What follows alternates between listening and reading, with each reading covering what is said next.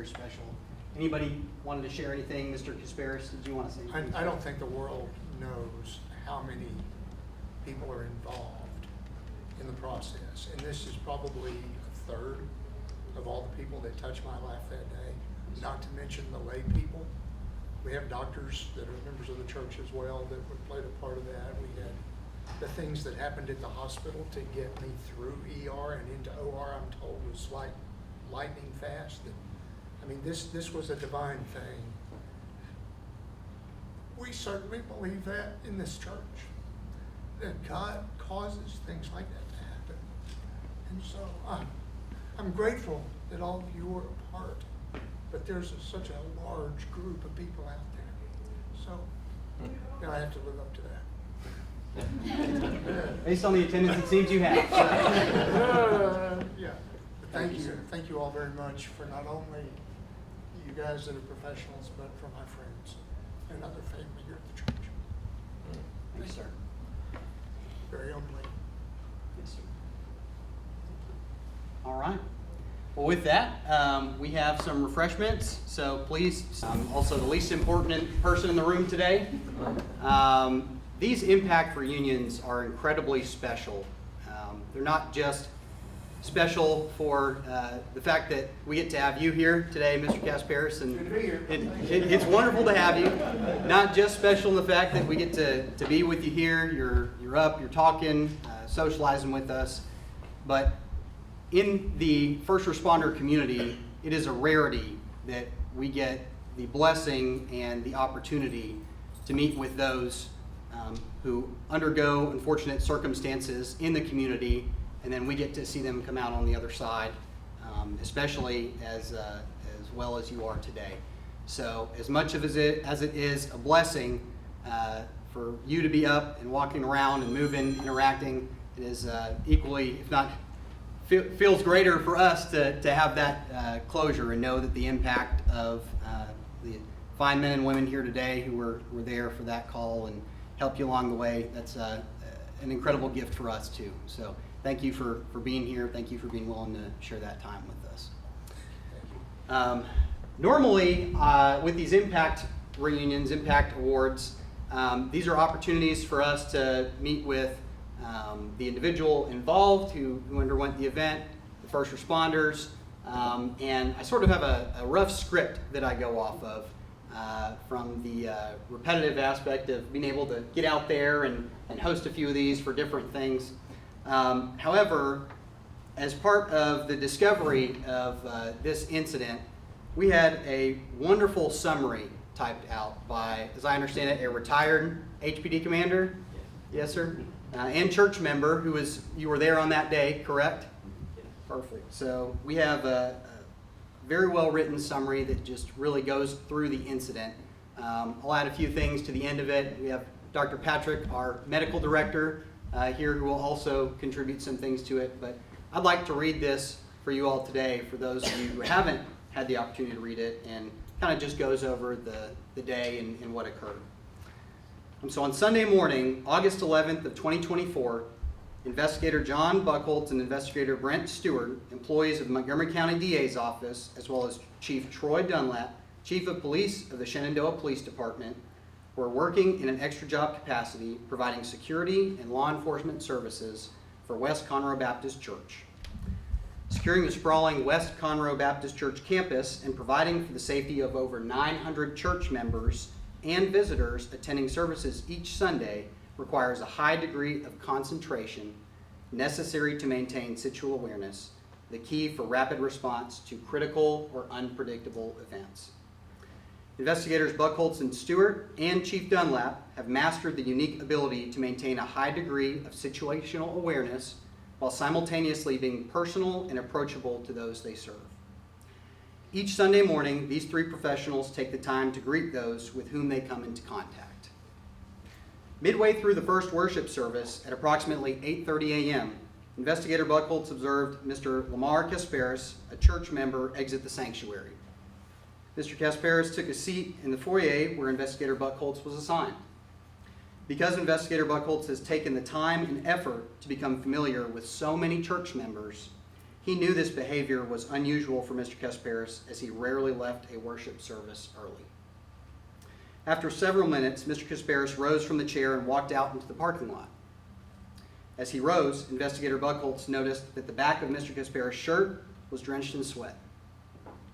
Continuing to observe him, Investigator Buckholtz saw that he stopped and paused at the bottom of a flight of stairs leading to the next parking level, as if to gain strength necessary to move forward.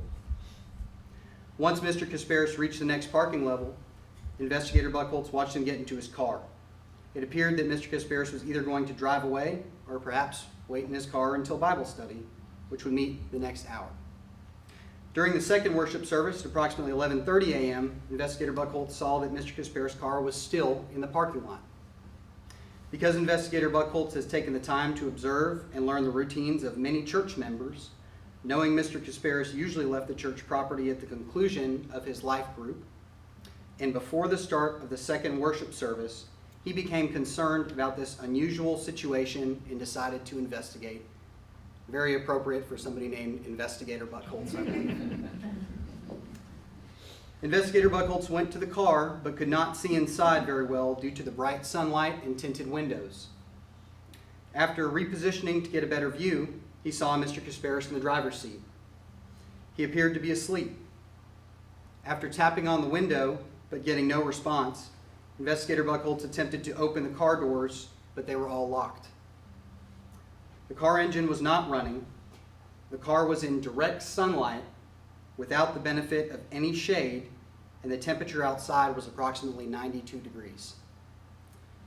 I did do a little bit of weather-based math with this before I came here.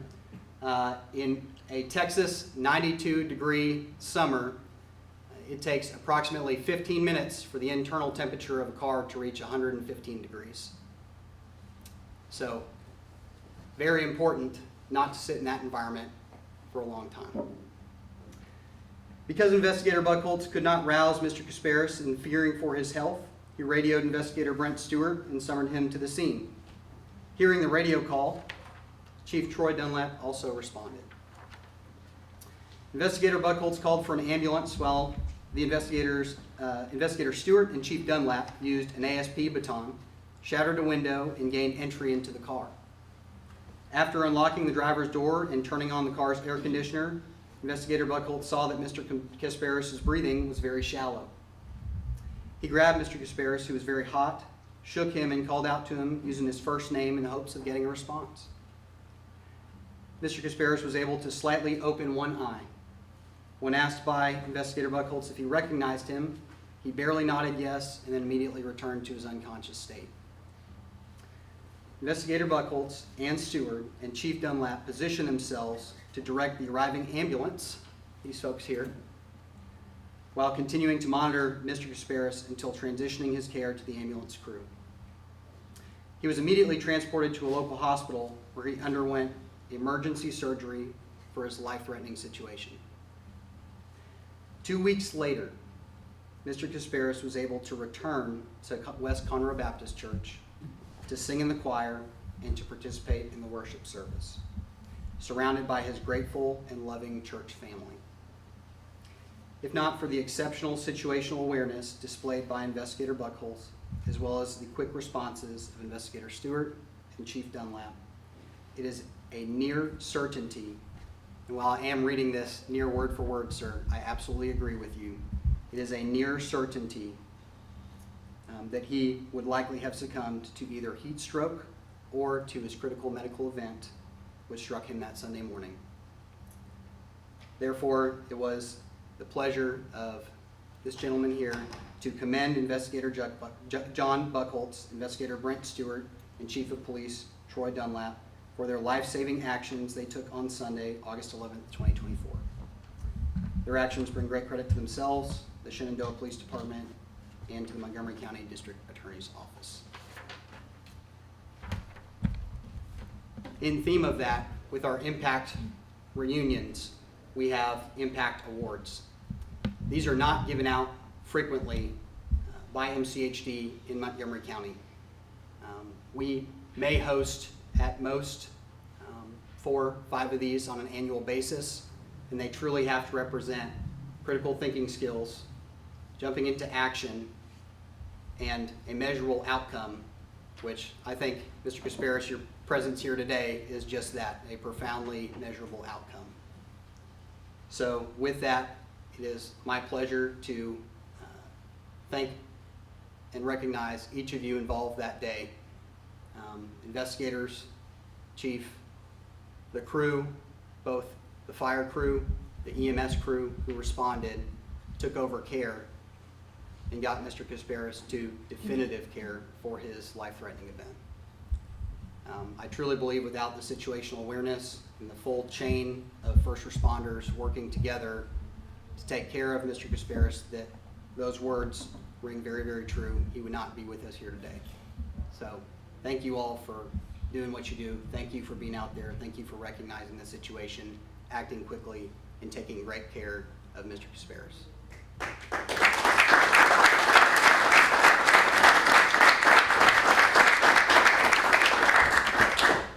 Dr. Patrick, would you like to add on a few things here before we present the awards? Yeah, just, Chief Smith really honed in on the details of that day. I don't think you could describe it any more thoroughly or accurately. 115 degrees, you're not going to survive long in that environment. But as Chief was reading and thinking about all the pieces that had to fall into place to get us the outcome, Mr. Casparis that's here, enjoying lots of weeks and months and years post such a close call.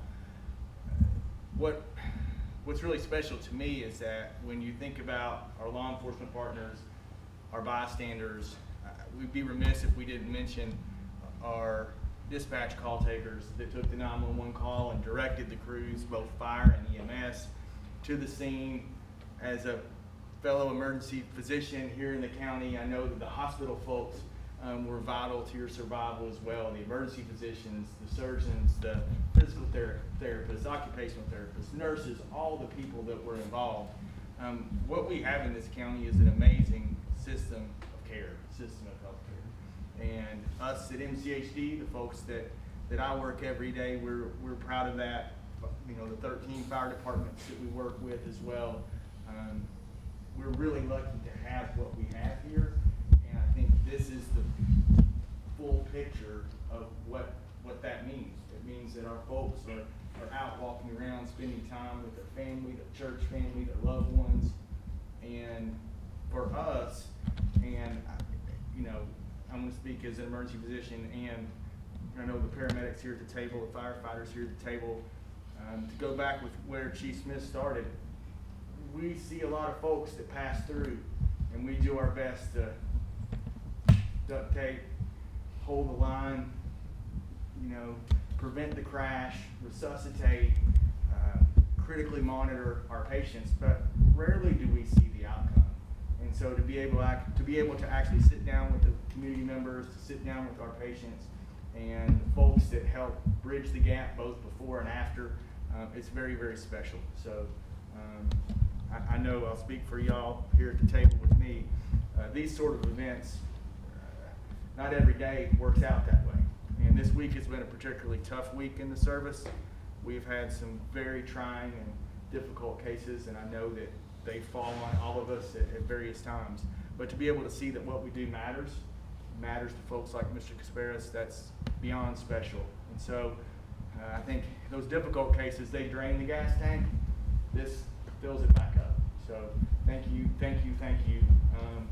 to investigators and chief that watched and noticed and set the ball in motion, and then to our folks from MCHD and our folks from Conroe Fire who helped bridge that gap and not literally but figuratively stop the bleeding and got you to the hospital, got you to the definitive care that you needed.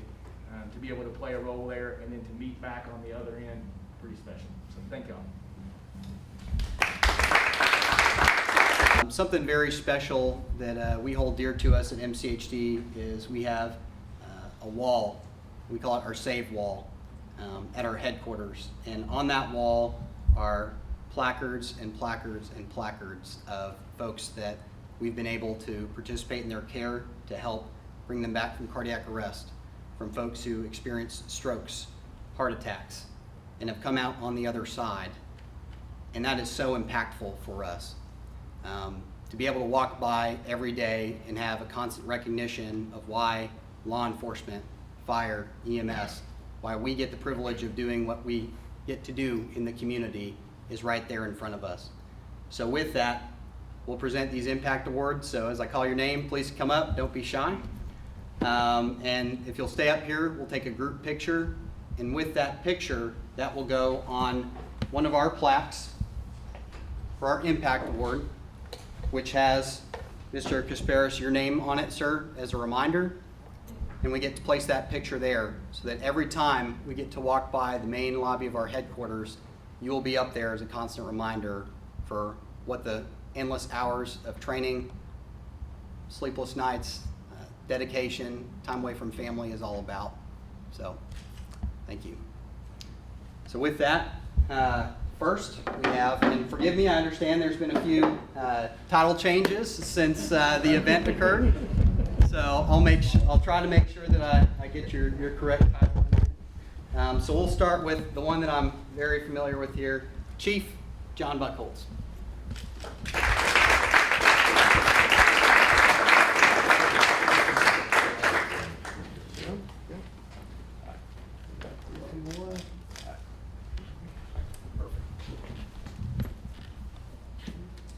We have Chief Troye Dunlap.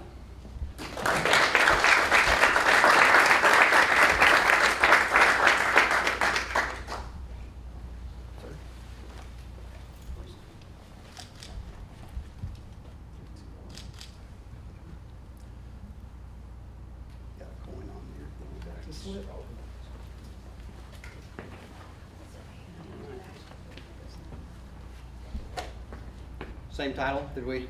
Yes. Okay, all right. Investigator Brent Steward.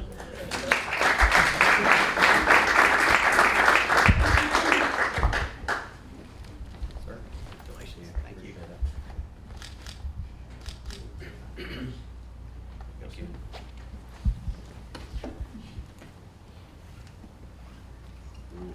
District Chief Spencer Hall.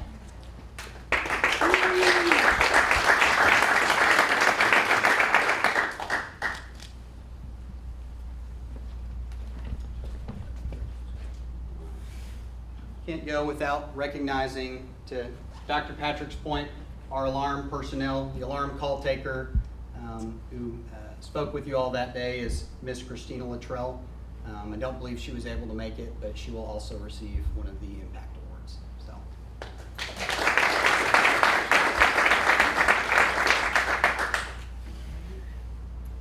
We have paramedic Eric Watson.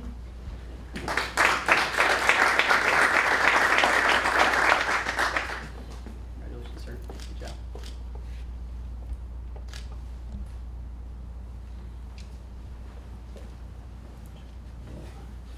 We have in-charge paramedic Krista Dressel. Good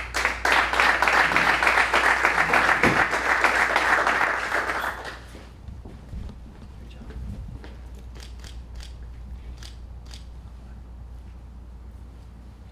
All right. Lieutenant, what's your last name, sir? Painter. Painter? Lieutenant Michael Painter.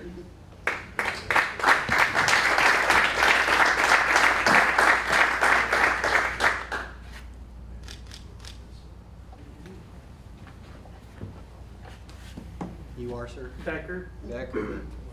Firefighter Charles Becker.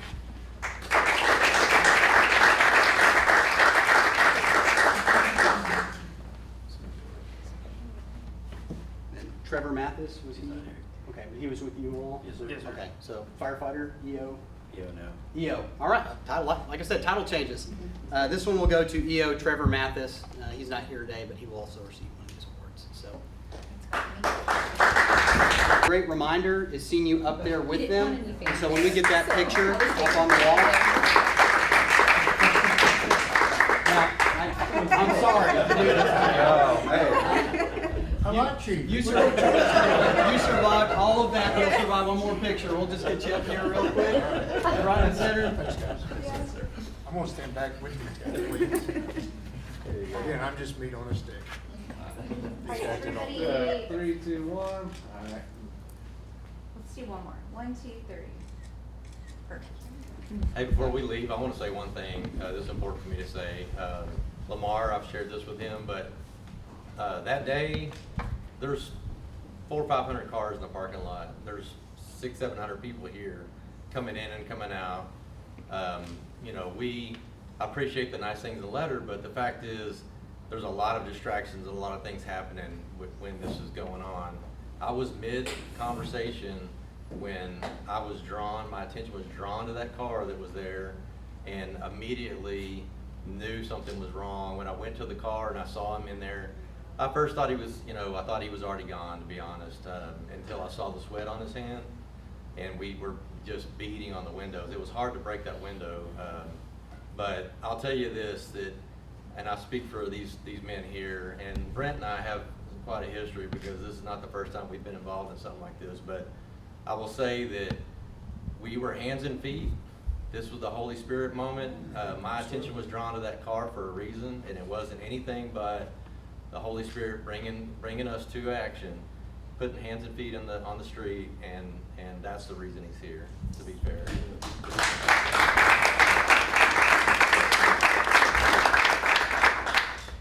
Thank you all for coming. Thank you everyone for coming today. It's a tremendous gift just to have your presence here.